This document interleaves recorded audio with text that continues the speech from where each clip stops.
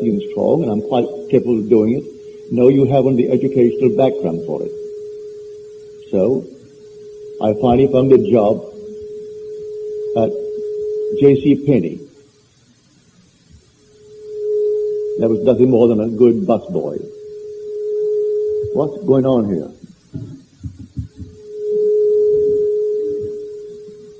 A feedback? Am I causing it here? I know nothing of it, you know. I can't.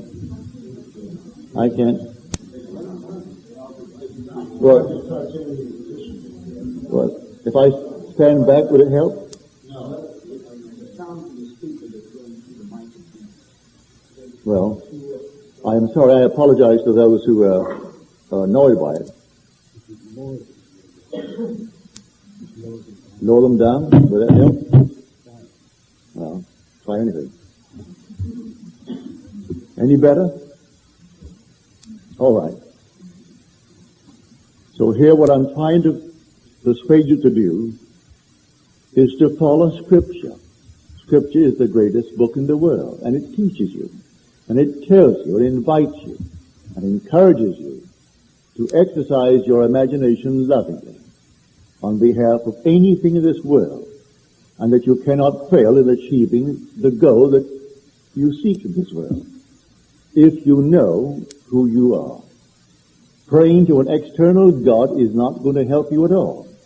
There is no external God. God actually, literally became man, that man may become God. He isn't pretending that he's man, knowing all along that he is not. He literally became man and completely emptied himself of his divine power and took upon himself the limitations and the constrictions of man. And finding himself man, is subject to all the weaknesses of man. But in the end, he discovers and remembers who he is. And then, as man remembers who he is, he shares that memory with his brothers who have not yet remembered who they are. For we are all one, and there's only one God. All one God, buried in this fragmented state called humanity. And so I'm telling you that tonight, and it will not take you long, if you know exactly what you want in this world, and you're willing to assume that you have it, and speak tonight as though it were true, and make a mental image of friends round about you, congratulating you on your good fortune. And you see them in that act, and you accept it. You don't make any excuses about it. You accept it as fact before it is seen by the world. The Catholic Bible translates this statement best of all as far as I'm concerned. It's the 17th verse of the 4th chapter of Romans. And they say, God calls things that are not seen as though there were, and the unseen become seen. The Protestant Bibles, both King James and the Revised Standard Version, they say he calls into existence the things that do not exist. That I question. To me, all things exist. All things exist in the human imagination, but I need not call them into being. I can select the one that I want to call into being. So I cannot say I call into existence the things that do not exist, because they do exist, but they're unseen by mortal eye. So I call it into being. Now, these unseen things are states of consciousness, and all states exist. They exist now. You and I are travelers, and we travel through states, as a pilgrim travels through cities, and he leaves behind him the city, but the city remains, and he goes on. So I travel through states. I can travel through the state of poverty. Poverty remains for anyone to enter it. But having shared it for a while, I didn't like it. And so I moved out of the state called poverty. But I don't destroy the state. The state is there for everyone to enter if he wants to enter it. He can feel sorry for himself, and then in no time flat, he finds himself in a state he doesn't like. But he can't see it as a state and he thinks, what's wrong with me? He's only in a state.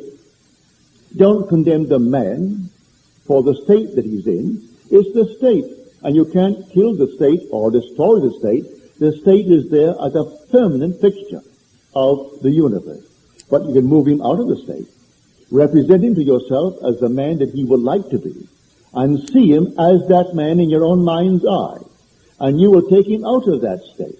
The state will remain for anyone, either willingly or unwillingly, to enter that state.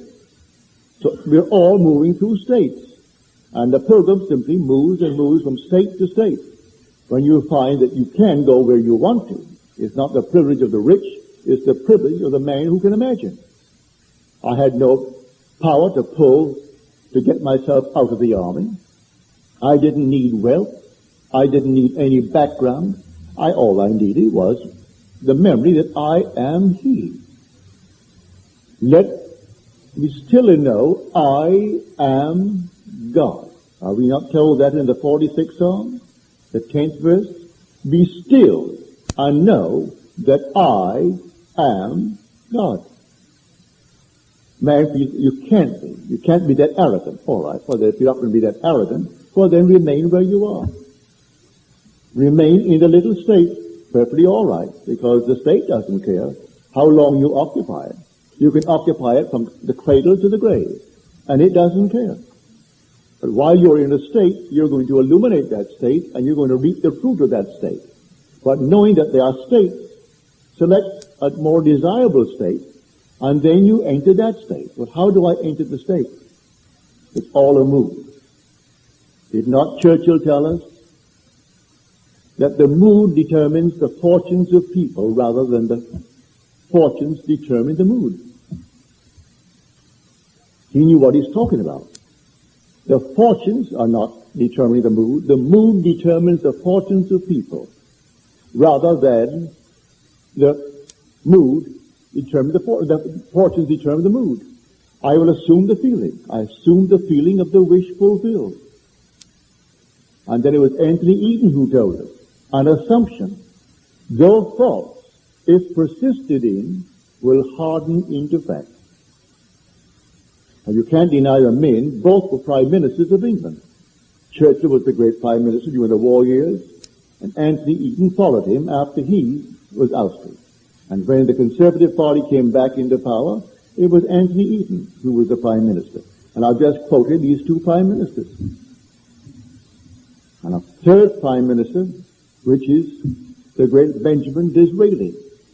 He said, man is not the victim of circumstances. Circumstances are created by man. So it's entirely up to me. If I know the states, infinite states, so I enter this state or that state or the other. And I simply enter a state by a mood.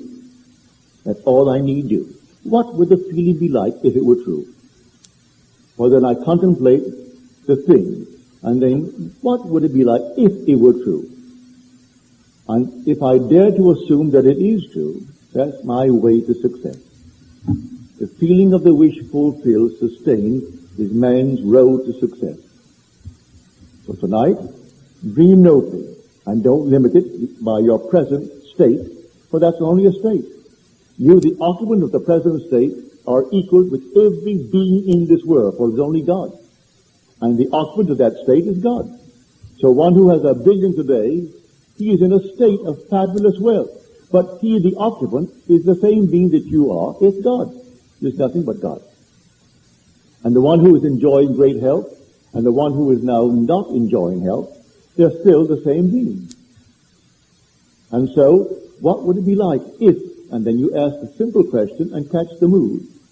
So as you catch the mood, then the fortune follows. We're always believing ahead of our evidence. Don't wait for evidence. You precede the evidence by your belief, and the belief is caught by a mood. What would it be like if it were true? So imagination plus faith are the realities out of which we fashion our world.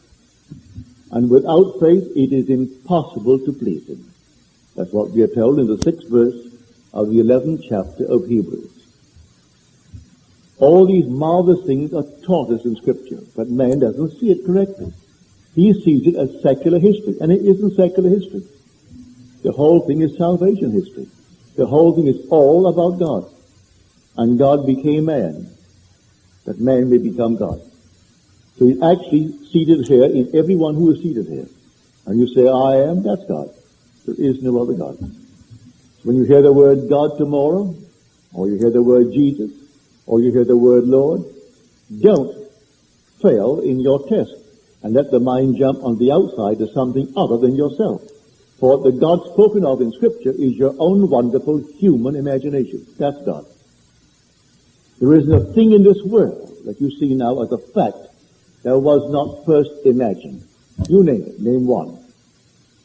It was all first imagined. Now you may say, well, the tree, I didn't bring that in. Yes, divine imagining. In the depths of your own being you did. On the surface you can see all the things that you do. That the clothes you wear, they had first to be imagined. The very building in which we are now housed, it had to be imagined. All these preceded the evidence that came into the world.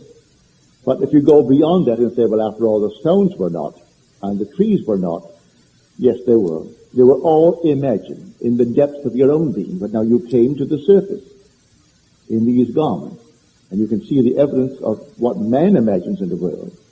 He had first to imagine going to the moon before he could conceive the means to get to the moon. And you and I have to imagine everything in this world before it can become a fact in this world. For there isn't a thing that you and I will call a fact that was not first imagined. So objective reality is solely produced through imagining. And you can start now to imagine a more noble world for your own self and for your immediate circle. You don't have to go into the whole vast world, your immediate circle. A more noble, more lovely thing that you want to experience in this world. And if you imagine it and believe that what you have imagined is fact, it will become a fact. For I tell you, imagining creates reality. Because God, imagining, is creating. And man, imagining, is God. And so he is creating. Now look at the world and see what we have done with it. Because we did not know what we were doing. The morning's paper will show you the most horrible things in the world. And that's all man's imagination. It need not be. But we have fed it morning, noon, and night because man has not controlled his own wonderful human imagination. When he does, he will have, well, heaven on earth. So if I could now summarize it for you, the God of whom I speak is the human imagination. And all he uses with that is faith. And faith is simply the subjective appropriation of the objective hope. And that's an easy thing to do. You simply appropriate it subjectively. What would the feeling be like if it were true? That's a subjective appropriation of my objective hope. I want to get out of the army. Well, if I were out, I would not leave Camp Polk. Where would I be? I would be at my home on Washington Square in New York City. Well, then get there. But how do I get there? Here I am in Camp Polk. Well, you go there in the only reality that there is, your imagination. So in my imagination, I assumed I am in my place in New York City. And then I thought of Camp Polk, and I saw it 2,000 miles to the south of me, where I was, not where I am. For I am in New York City. So in thinking of Camp Polk, I saw it away down south in Louisiana. And then I viewed the world from that state. And having viewed it from, I fell asleep. And falling asleep, here came an internal voice telling me, that which I have done, do nothing. And it actually scratched out disapprove and wrote in approve. And that all came from within me. For a dream, if you call it a dream, is egocentric. So the whole thing has to take place within me. And I'm only sharing with you what I actually have experienced. And then, within 9 days, I'm on my way. For the vision had its own appointed hour. It ripened in 9 days, and then it flowered. And I came into the colonel's presence. He shook my hand. I went off and I got my money that was due me, went to the place and bought my ticket, and off to New York City. He was a nice gentleman. Now, I did not argue with that man. I did not try to persuade him outwardly. I did nothing, as the voice said to me. I didn't raise a finger to argue why I should be out of the army. He disapproved. And the law said you cannot take it to any higher position. Your commanding officer is final. His decision is final. I could not take it to the divisional commander, only my battalion commander. And yet I was out. And I didn't violate any rule. I simply went through the rules of Caesar. And he himself had a change of heart. And he doesn't know why he had a change of heart. He had to. He had to, or the whole army would have to, after I did what I did. And when the voice came and affirmed it, because when vision breaks into speech, the presence of God is affirmed. And here is vision now. I see the hand, I see the paper, see the pen, and here is the action. Approved. And then comes the voice. So the vision broke into speech. And there is the affirmation of the presence of God, as told us in the 3rd chapter of the book of Exodus. And you saw the burning bush, and then the bush began to speak. And so here was the vision, accompanied with words. And when vision breaks into speech, the presence of deity is affirmed. So I tell you, it will happen to you too. And you will know who you really are. That the Jesus of the Bible, the most glorious concept of the world, but it's reality. It's not any myth, it's true. But where is it? It is buried in man. Man is the sepulchre in which he is buried. He is buried in your own skull. And out of your own skull one day, he will rise. For when he rises, you are he. He will awaken within you. It won't be another. You won't see another. It's you. Because you're all imagination. And you do not observe imagination as you do objects. You are the reality that is named imagination. So you don't observe it as another. You are that reality. But all that is said of him, you're going to experience in a first person, present tense experience. And then you'll know who you really is.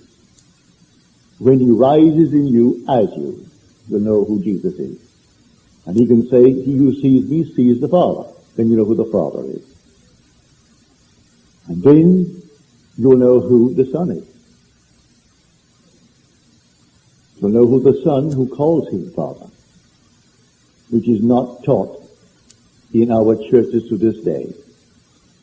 For the Son who will call you Father will be David of biblical faith. He will call you Father. He'll call you my God and the rock of my salvation. And you will know it is true. There is no uncertainty as to this relationship between you and the Son who will call you Father. And then you'll know who you are. For he is the Son of God, as taught us in the Bible.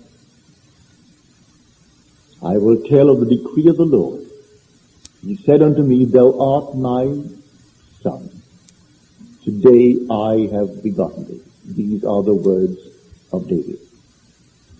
And David in the Spirit will call you my Father. And then you will know who you are. You will know God. Because no one in the world can convince you that you are God, but his Son calling you Father. I can tell you from now to the ends of time that you are God, but not to convince you. I can hope to persuade you and loosen your thoughts somewhat, but I can't actually convince you that it's true until his son, David, stands in your presence and calls you Father. And you know it. No uncertainty as to this relationship. And then, and only then, will you know who you are. That's why we are told in Scripture, no one knows who the Son is except the Father. And no one knows who the Father is except the Son, and anyone to whom the Son chooses to reveal him. So when the Son chooses to reveal you, then you know who you are. So your own wonderful human imagination is the God of Scripture. And God, using only faith, creates his world. And because he is housed in you, your own wonderful human imagination, using only faith, can create the world in which you would like to live. Now let us go into the silence.